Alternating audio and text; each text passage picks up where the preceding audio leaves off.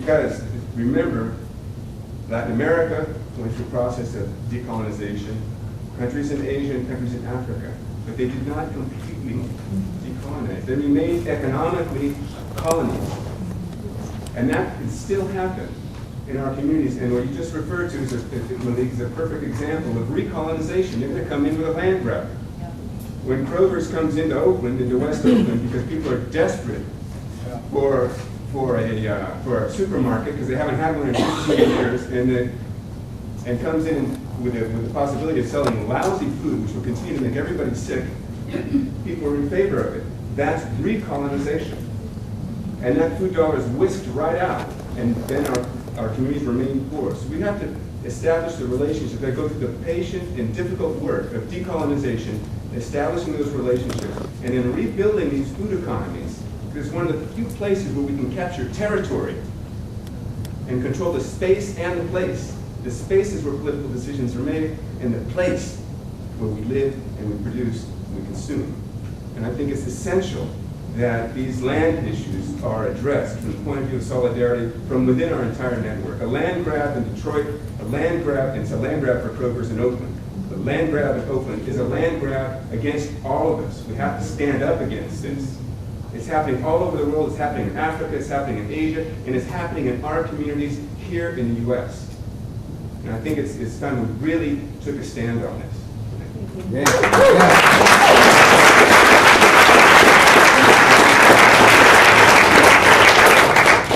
I'm Wasongoro. I want just to reconcile what he said. Now, the issue is we know where is the problem, where is the need of the community.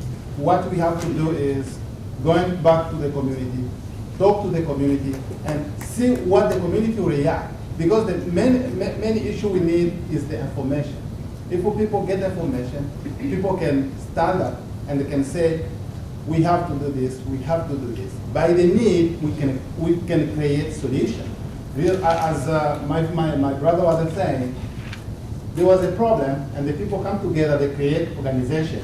Those organizations have to work together. What we need now is to create what I call a trilogy. The trilogy will be organization, communities, and the government. People have to be having more organization, working on the same issue, asking the community, the government to change. I think the change will happen.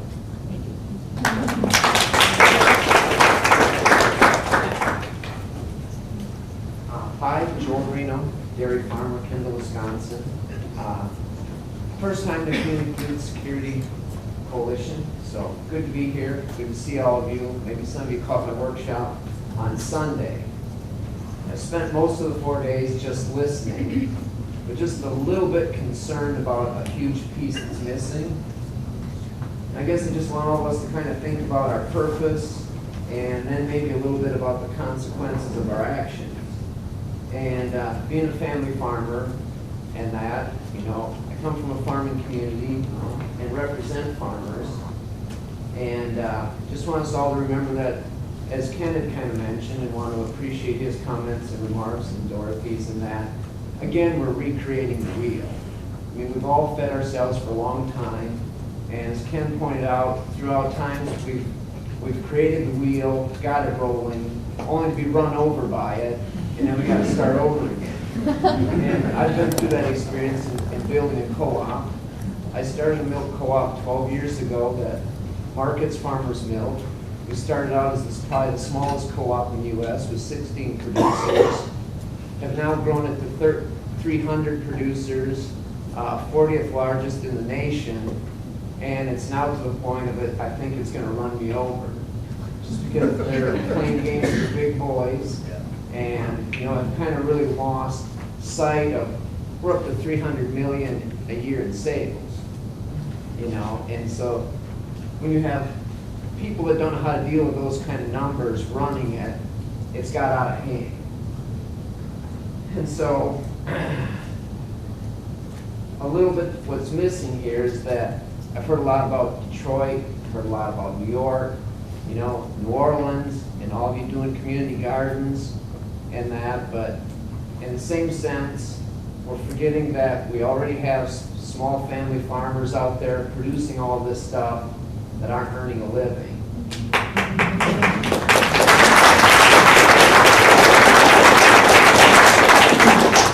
because those farmers aren't earning a living, rural America is dying, just like Detroit's dying, just like New York is dying. And if the projects you run circumvent my farmers and my producers, are we really fixing the problem? Because my farmers and my people need to feed their families and pay their bills too. So I'm hoping that we leave this meeting thinking about the process, how we all unite and create balance. The balance where we all get fed good food, the balance where we all have jobs, we all pay our bills, take care of our families. And unless we don't all look out for one another, we're not going to achieve that. So we need to leave this understanding our relationships. We need to remember who the real enemies are: the Monsantos, the Cargills, the Kraft Foods, the Nabiscos, the Walmarts. Don't circumvent my farmers and my friends like Daniel Teague, who must have left now, but we need to support those people. And I just hope that in the process you don't circumvent those farmers. And I hope you leave this meeting with the absolute deepest respect for food and the greatest appreciation for the farmers who produce it. And just, one of my farmers gave his life a few weeks ago producing food for all of you. And, we have a wife and 3 daughters who don't have a husband and a father now. And so just think about that, pray for his family, and remember about rural America and small farmers.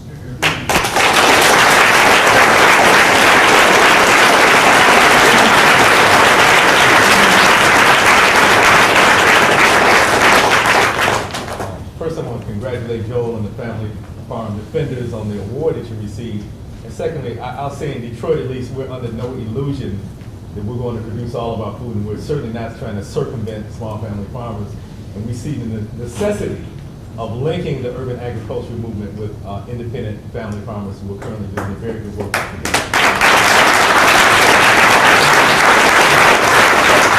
We only have 5 minutes left, and so I thought for the final 5 minutes, I'd like to give you each an opportunity to just sort of wrap up. And what's your one sort of take-home message about the role of, or the investing time, money, resources into building local power? What are the benefits of that to this struggle and this solidarity that we're all trying to create?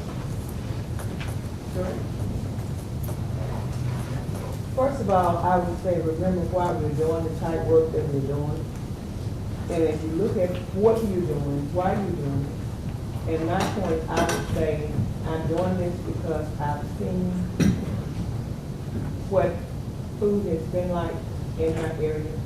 And remember, you are what you eat. And either, you hear people say, I cannot pay for fresh produce, especially if it's organically grown.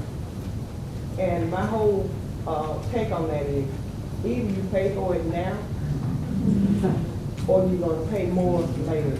Because if you're not eating appropriately, what you eat is going to turn to whatever the health issues are in the end. So you will pay for it either now at a cheaper cost instead of a medical bill in the end. I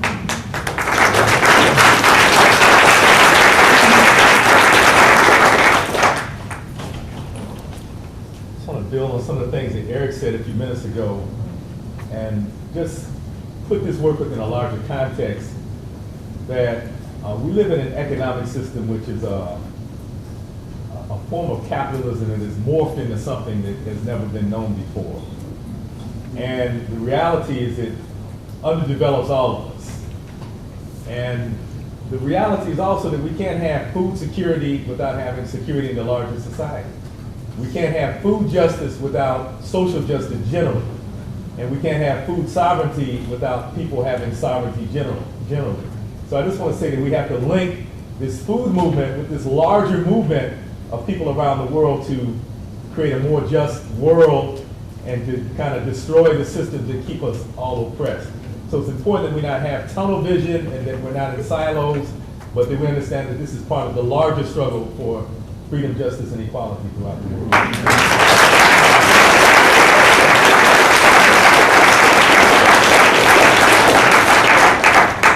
I guess the food system in my thinking starts with my family, and I've got an 11-month-old baby that's right across the street, and so her food system is my wife's breast.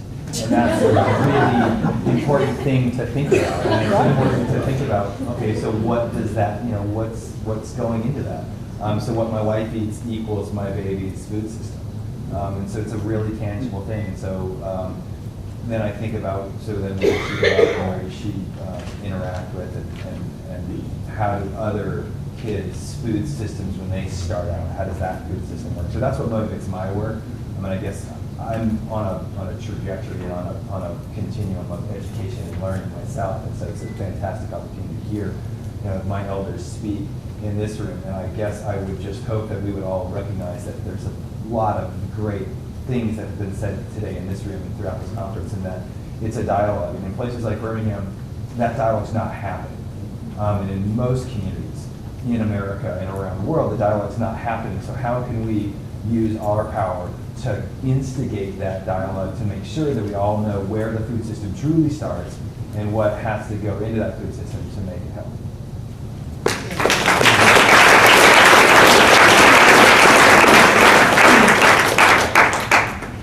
I'm going to finish my comments today by sort of expanding what Eric said and Malik just said about this extractive nature of the economy. And one of the dilemmas is we have a market that's extractive, yet we believe the free market will take care of our social problems. And so we attach ourselves to markets in ways that end up taking more and more wealth away from us, and we wonder why we're not moving forward. Mostly in my experience, this is a matter of the habits we have and the assumptions we make, not the actual money we have or the political possibilities we have. And one quick story is, this actually expands on what Dorothy was talking about, the need to grow new farmers. I get asked all the time when I'm speaking around the U.S., how do we grow new farmers? This is a remarkable question for an American to ask. We are a country that says we feed the world, and we don't know how to do this. And what I found myself saying over time is, we know in baseball how to grow new baseball players. We invest in Little League fields. We have good coaching. We have high school baseball teams. We have college baseball teams. We have small town teams. We have big league fields that invest in stadiums. We call that in baseball the farm system.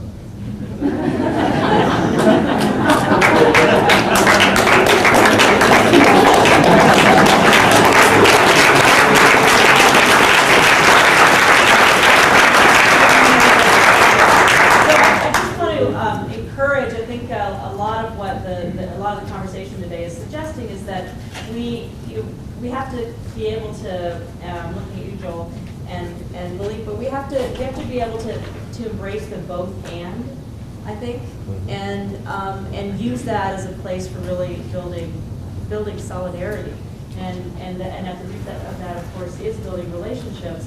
And there's a tremendous amount of discomfort in that, and so I just want to encourage everyone to really be okay with that and lean into it. All right.